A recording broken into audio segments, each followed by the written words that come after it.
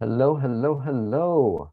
Welcome to the Telworx Business Series, the monthly workshop where we work on helping you understand the technology available to your business and how it can make you better. Want to go ahead and thank the Glendora and Whittier Chambers of Commerce for their support of this series of workshops, as well as the local business communities that they represent. They're out there working hard every single day, and we really appreciate everything that you guys are doing. Welcome to October and Cybersecurity Month.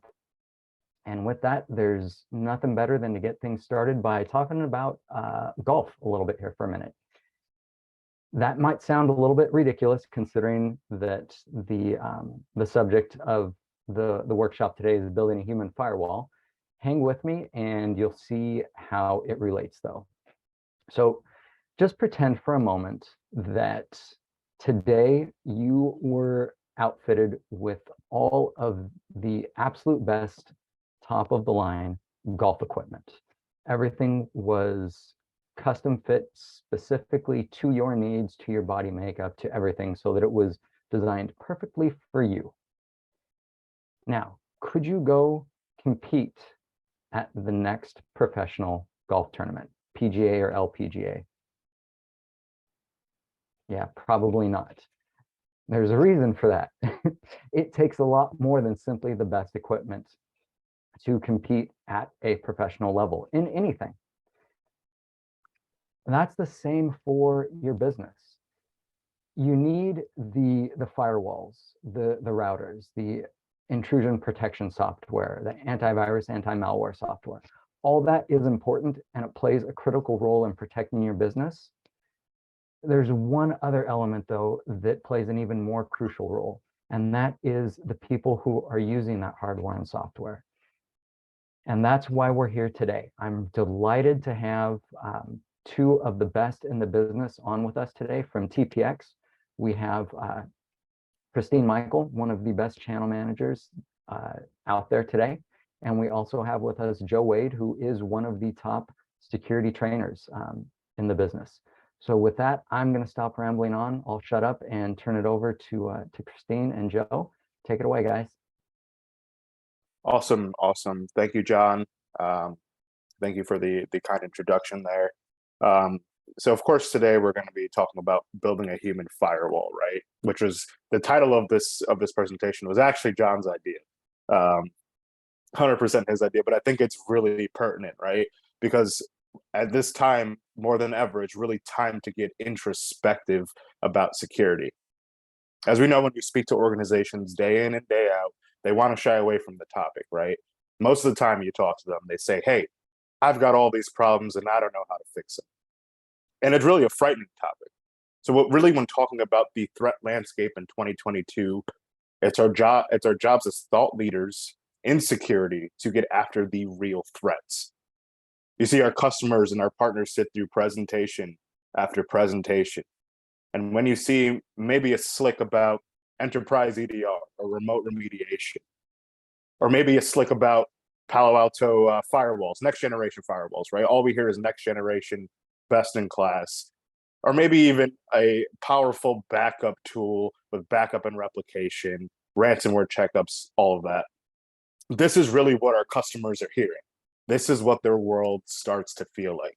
They're sitting there thinking, who cares? What are the actual dangers?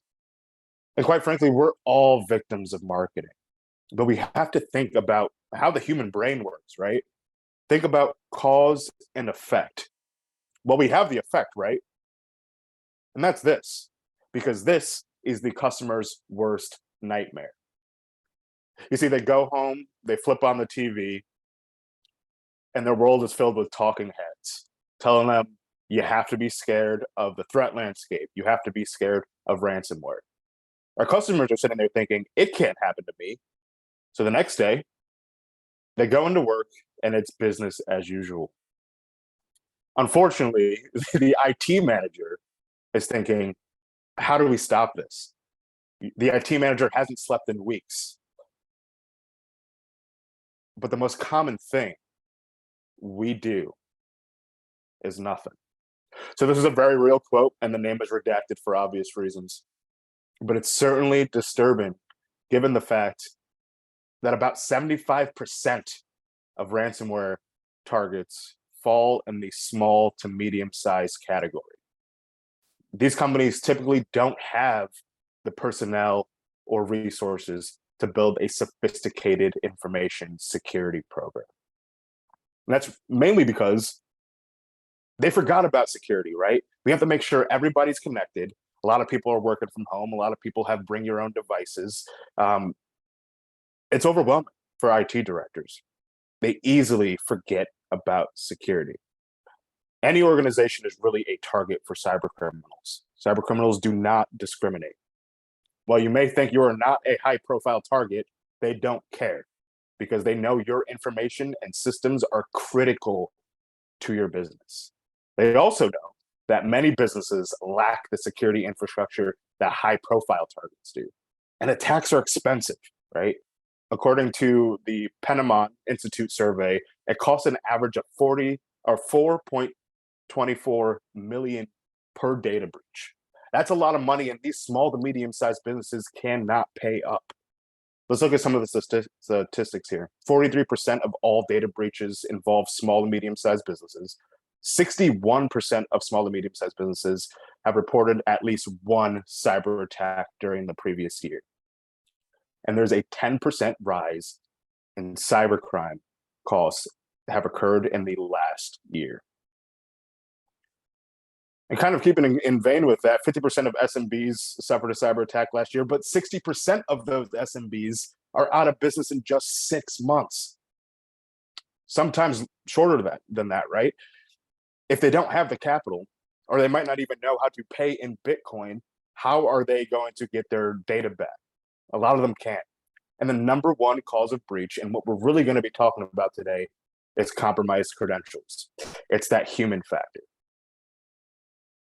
Because to most of us, this is a recognizable login screen, right? But really, to the uninitiated, if you were asked to sign in to Google using this login screen, an alarming number of individuals would just do it. I know I would. But wait a minute. This one looks a tad different. So let's look at them side by side. Well, now the differences become sort of jarring, right? And I'm sure you're wondering where I'm going with this, but yes, one of these is fake. You see, Google security measures have a very specific authentication process. They like to verify you're in the system before asking for your password. The one on the left is a spoofed Google authentication page, and this is a prime example of social engineering. And to tell you the truth, this is one of the first attacks I learned in my offensive cybersecurity program. But I tell you this to emphasize the fact this is a basic attack that people fall for every single day. Crippling an organization could really be that simple.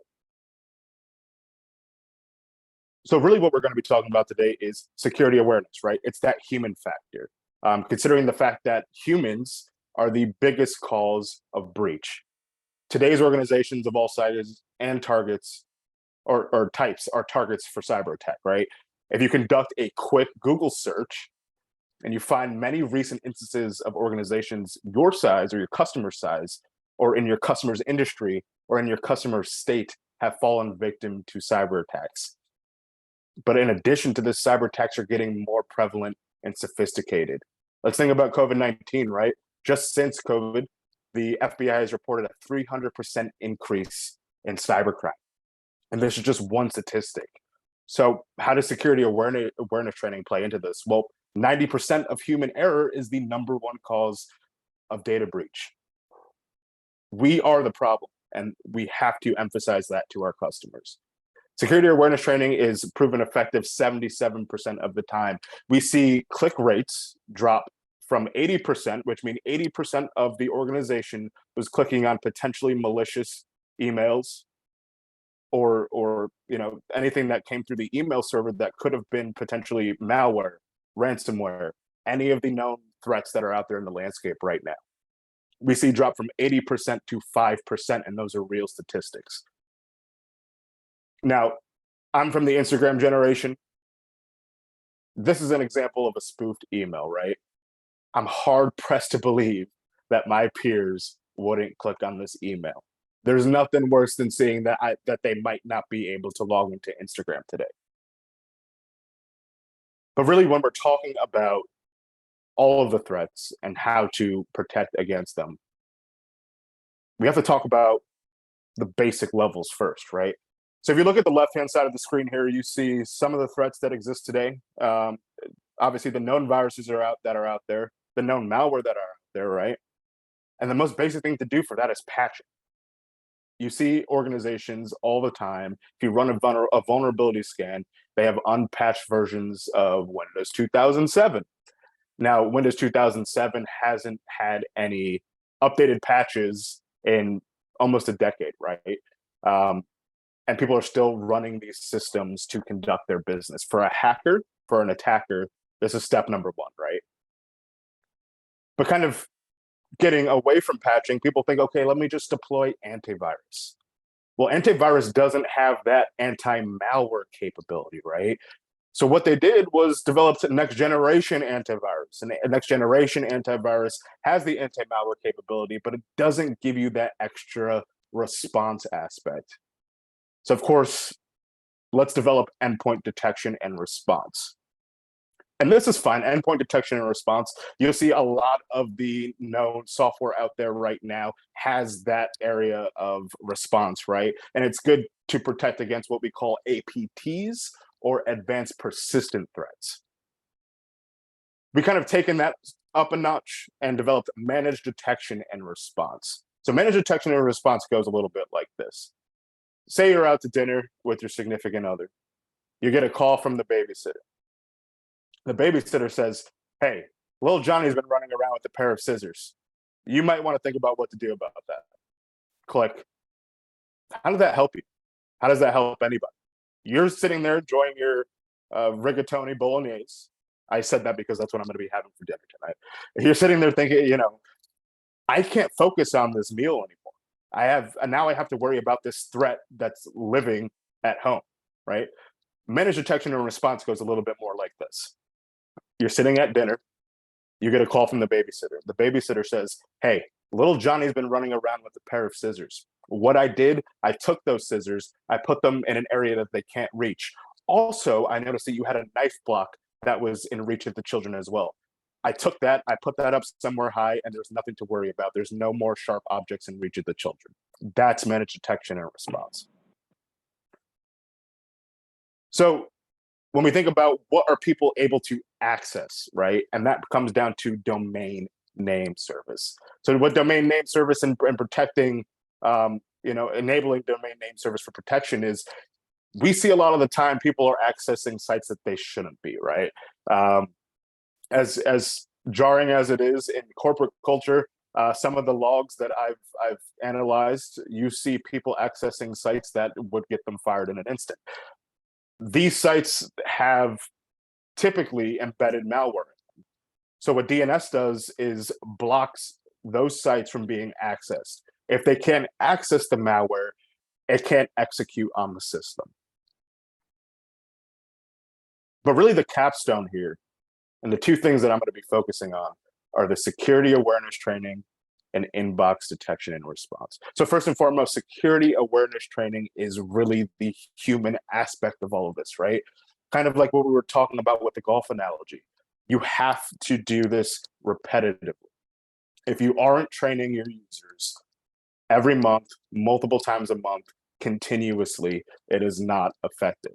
And of course, adding to that human aspect is the inbox detection and response. If email is that point of attack for most businesses, if ransomware is coming through the email server for most businesses, well, let's give the humans a tool to report any of those emails that might be malicious. So really, what's the goal of security awareness training, right? And like we're saying here, it's to change user behavior. It's taking your users from, I don't know that I don't know, to I know something so well that I don't have to think about it anymore. Now, I'm a football fan, so I'm going to get away from the golf analogy, which It's fine. But I love football. I love football. And I think about it in the same way. And I'm a Saints fan, so I'm going to pick on Drew Brees. Please come back. But Drew Brees did not think about going through progressions and receiver routes, right? I've watched a documentary on him time and time again. And what I know is that walking through the plays with repetition, time and time again, is what really makes the difference there, right? So when there's 40 seconds left and the Saints were down by 6, he knew exactly where to go with the ball. That's the habit we want to get organizations into.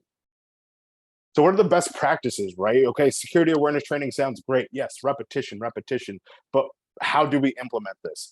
And implementing a phishing simulation program is really what's going to reduce risk of being phished, right?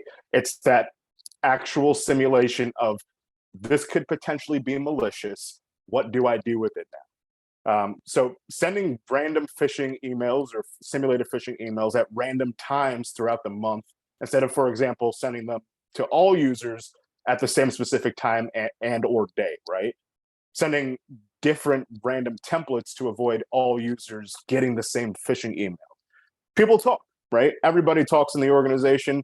And so, you don't, with this exercise right here, a best practice, you don't want somebody to say, hey, I got this fishy email. They might be calling their friend if they're on the same opportunity together and say, hey, I got this fishy email, and I don't really know what to do with it.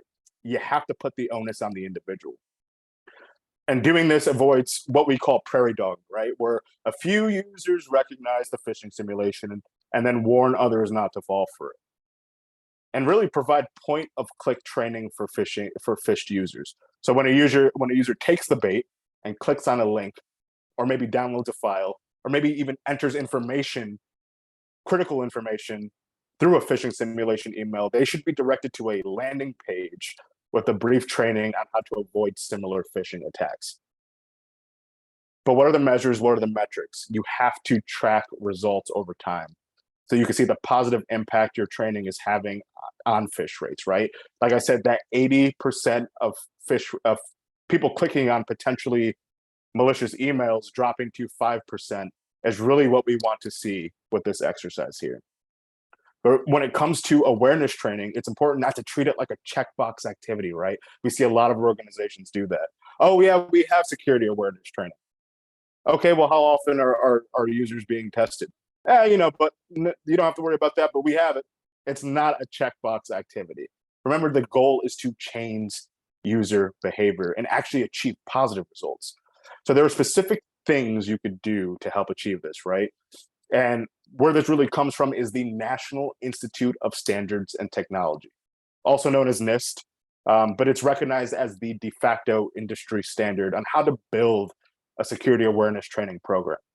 Specifically, NIST publication 800-50 recommends that the content cover 9 security core behaviors. Some of these behaviors include phishing, password security, safe web browsing, and much more. But if you incorporate these into your training program, you'll enhance the success. And of course, the industry tells us that training more frequently with shorter modules, right? Maybe 1 to 3 minute TikTok style videos is way more effective than an annual training blitz. That one time on a Tuesday in January, because it's the new year, is not effective anymore. People are not retaining the information.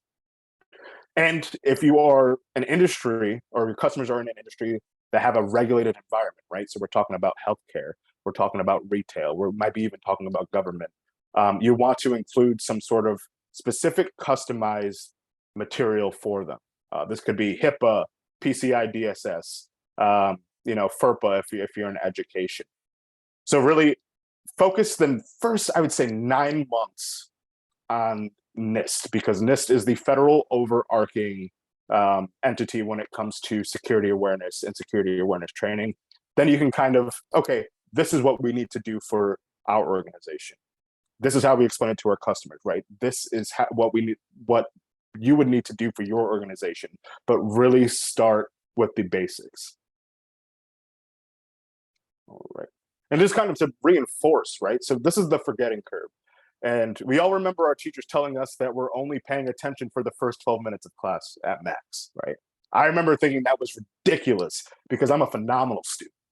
Well, they were 100% right. And no matter what subject it was, you lost me around 12 minutes into class. The only way I'd remember the material is when it was repeated. Then I'd go home and I'd study. Then we'd review the next day in class. Those 3 iterations of repetition locked the material into my brain, whether I liked it or not. So the next aspect of that human factor, right? So we talked about, okay, the users need to know about the current threat landscape. They need to know what to do when they get a potentially malicious email, right? They need to know not to submit their passwords into a authentication page that might not be real, right? But what happens when all that fails? What happens when, somebody does click on that email, or somebody didn't get that security awareness training module that month, or it could be a new employee? That's what inbox detection and response is for. So this actually is designed for Outlook. So if you have any customers that do already have Office 365 with Outlook, this solution is designed specifically for them, right?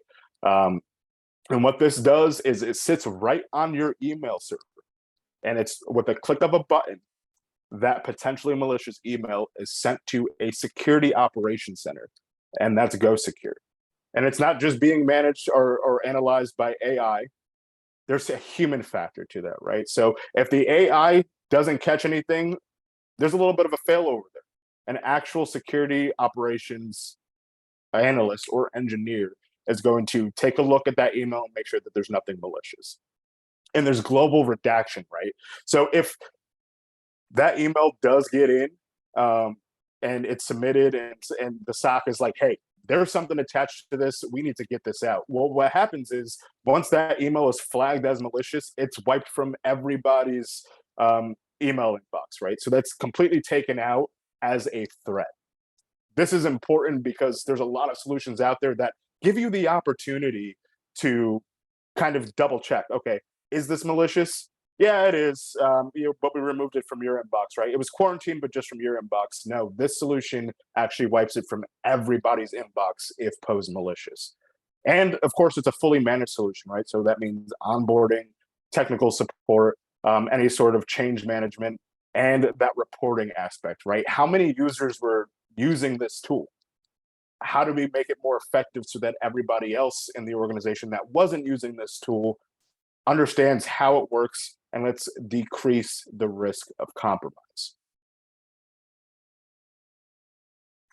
So if we want to get the customers talking, this is the best way to do it, in my opinion, the free ransomware evaluation. So what this is a 30-minute activity, doesn't take much of the customer's time, and it has 11 questions. These 11 questions kind of pinpoint exactly what the shortcomings are for your customers when it comes to their IT and security environment. And really, what they get is a tangible and actionable roadmap to reduce ransomware risk, right? So we're not just going to say, all right, well, your email infrastructure, high risk. You don't have an incident response plan. That's at risk, and you should probably think about that. No, we want to act as trusted advisors here, right? So they get a roadmap of comments and recommendations on exactly how to fix their issues. But most importantly, you have the security expert on the line, right? So we kind of cut out the middleman there. There's no more discovery and, okay, they might want this, they might want that. You have the security expert on the line. We do all the talking. You just take the notes. All right. So at this point, I'll take some questions if anybody's got any.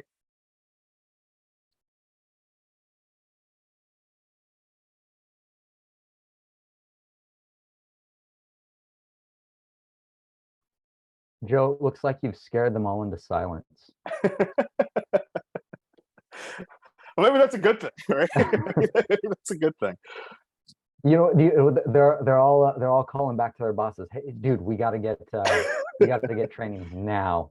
Yeah. The sooner the better. Honestly, when it comes to all this is what I tell all of the customers who say, "Hey, I don't have a security awareness training program." I say, table the discussions about the dark web tracer that you're currently negotiating on. Those highly sophisticated full endpoint XDR solutions. Table that for now. first thing you need to do is train everybody in the office on the current threat landscape, get them caught up to speed, make sure that they understand what it would cost the business if they were to click on something malicious. Get that going first, then we can worry about the rest. Some of the most This is common wonderful questions I kind of get. information.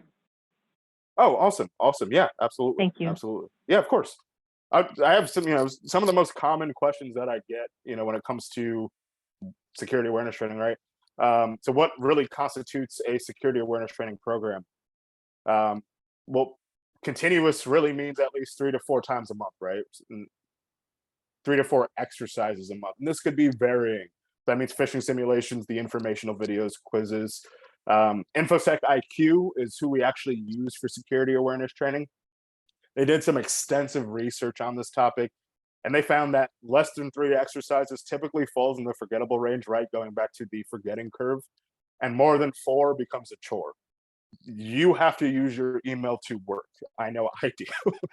I'm just looking at my inbox right now and I can see it backing up, but you have to use your inbox to work. And more than 4, you're going to start sending everything to the security operations center, right? And it becomes a chore for you.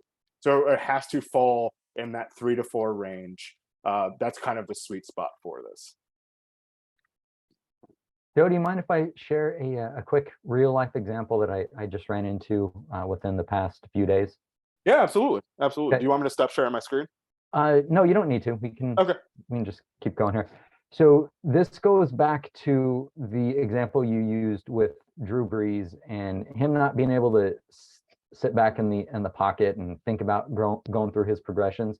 He has to just be able to do that without thinking.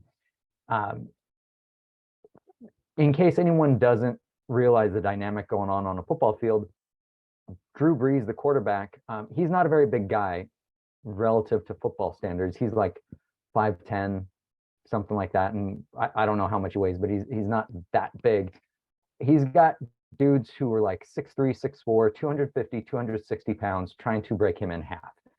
And he's got roughly 3 seconds to make a decision and execute on that decision before he gets his head taken off. So yeah, no time to really think because you're going to get crushed. Well, we have not necessarily the same time pressure when it comes to responding or interacting with emails in our inbox, but it is the same concept that if you're sitting there thinking about things, that's when it can start going sideways. And I was speaking with a client just last week, and they were explaining how they had just had one of their cards compromised because they clicked on an email and they opened an email and clicked on a link. And the saddest part is that they were saying, as they were looking at it, as they were doing it, they felt in the back of their mind like they knew better. They probably shouldn't, but they just couldn't resist. And that's we want to get everyone out of that mindset and that thought process and get them beyond that to the point where when they see it, they don't have to think about it. They recognize it and already know, okay, this is suspicious. It's not good. I'm just going to leave it alone. Because if the email can get you engaged and actually thinking, then you get all sorts of other thoughts coming in. Well, maybe, I mean, and if you guys don't believe me, just think about this for a second. It's October. Black Friday is coming up. Don't wait for Black Friday to come. You want 50% off? Click on the link now to start your shopping early. We're gonna get inundated with all kinds of stuff like that, and it's really easy to get caught up in, hey, let's get our shopping done early. Let's get let's get the best deal before it goes away. So it's really important that we do everything we can to protect ourselves. And I'm saying we because there's no one on this call who isn't susceptible to this sort of attack. Everyone needs to be engaging in this type of training to make sure that we're all protected. Yeah, absolutely. And I have a question. Yeah, go ahead. I'm sorry. No, it's okay. When you initially started the the webinar, you had the example of the Google Drive. One was fake and one was not. So how do I know that I didn't do the one on the left? Can I go in to Google and change my password, or should I do something just to make, in case I did do the one on the left and gave all my information? Well, security best practice will tell you you should change your password at least every 60 days, right? I know that's tough. Trust me, I get it. I have, and I'm just going to be completely open and vulnerable with you right now. I have passwords on different things that I've been using for X amount of years. My critical systems, absolutely not. I have an offensive security computer that I change that password every week. I have auto-generated passwords, but I have accounts for, I don't know, maybe my AOL account that's been the same since I was about 10 years old. Right. Security best practice will tell you every 60 days change that password. So if you're already thinking, hey, I don't know if I did that already, get in there, change that password. Google has a pretty good way of telling you, hey, something fishy is going on, right? It's up to you to kind of investigate. But yes, every 60 days, if not, definitely change your password. And if you're, like I said, if you already got it going, spinning in the back of your head, yeah, change that password. Okay, thank you. Of course. Yeah. And like, kind of what I was about to get into too, I'm definitely susceptible to these attacks as well. And here's how they do it. Time sensitive. Everything. Black Friday was the perfect example, right? You have, they might even show you a ticker at the bottom of the page. You have 2 days and 2 hours to get after this deal, right? Or it might be something that might be going on with your account, right? Your account was hacked. If you do not respond in 24 hours, all your data is going to be lost. It's that time sensitive aspect. And I want to remind you that this is social engineering. And the reason why they call it that is because humans have a very predictable response to time sensitive material, or a material that even might evoke emotion from you. This is really how it works for them. They understand what makes you tick and they attack that. It's a really personal thing. That's why having that security awareness training in place, having that repetition of, okay, now I know that when I see this, I know to look for, maybe this isn't the right domain, right? Maybe the fine print at the bottom is a little off. Maybe something's misspelled in the email, because these big companies, let's say it's Google, they're not going to have a typo in their authentication, or maybe there might be a security breach on your account notification. They have people that comb these things hours and hours and hours again to make sure that the product is perfect. There will not be a typo. Things to look for like that. That's kind of what separates this security unaware to security aware, right?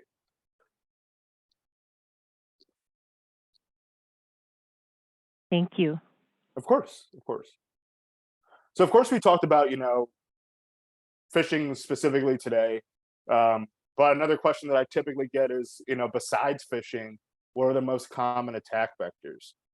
So there's a big three when it comes to ransomware, or really most attacks, right? We kind of point out ransomware right now because it is the business side of cybersecurity, right? And what a lot of cybersecurity experts know is that we're not only trying to protect businesses, the hackers are trying to protect their businesses as well. This is how they make their money. They're trying to disrupt our side of the business, and we're trying to disrupt theirs. That's why they call it cyber warfare. But there's really three big attack vectors, right? Phishing, obviously. But then there's remote access, right? So let's say IT has to remote into your computer to maybe, I don't know, change your password, or there's a file that might be corrupted and they need to do something with it. That remote desktop protocol, or RDP, is something to be compromised by an attacker. This gives them full administrative access over your system. So that's really step number one. Let's get into the target system. Let's escalate our privileges to administrator access so that we have full control over the system. So phishing being one, remote access being two, but then we're talking about web applications, right? So this could be your word processors, if it's synced with OneDrive, your spreadsheets, your CRM tools, if you use Salesforce. What's going to happen there is a lot of social engineering. Please open this Word document. Please review this. there might be malware embedded in the code of that document. And what that's going to do is that's going to execute the second that you open it. That's what we're seeing a lot when it comes to ransomware and really the entire threat landscape. Those big three attack vectors have to be secured first and foremost. All right. So if I don't have any more questions here, and I might be wrong, so if not, you could yell at me. But I just kind of want to leave you with this here. No, first, you did not win an all-inclusive trip to this beautiful island. I am sorry. This is actually a picture of Costa Rica. And the reason why I've included this here is because Costa Rica, the government of Costa Rica, was actually hit with ransomware. A state of emergency was called into effect because they did not have the funds to pay the attackers. So we're talking about small to medium-sized businesses, right? But then let's think about it on a completely bigger scale. Let's think about Lincoln College of Illinois. So this is the first educational institution to shut down due to ransomware. Think about this, 157 years of operation. Most businesses that we talk to every day have not been around for 157 years. 157 years of operation, and then navigating COVID on top of that, right? To the best of their ability to come to an end, all of that history, all that tradition, all that education because of ransomware. You see, you and your customers' level of awareness is the most potent tool in the fight against the current threat landscape. The current threat landscape will leave our customers feeling like they're outnumbered or maybe outmaneuvered.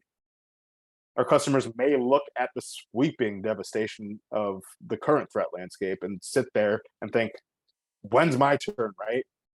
They can overcome these challenges with a change of mindset.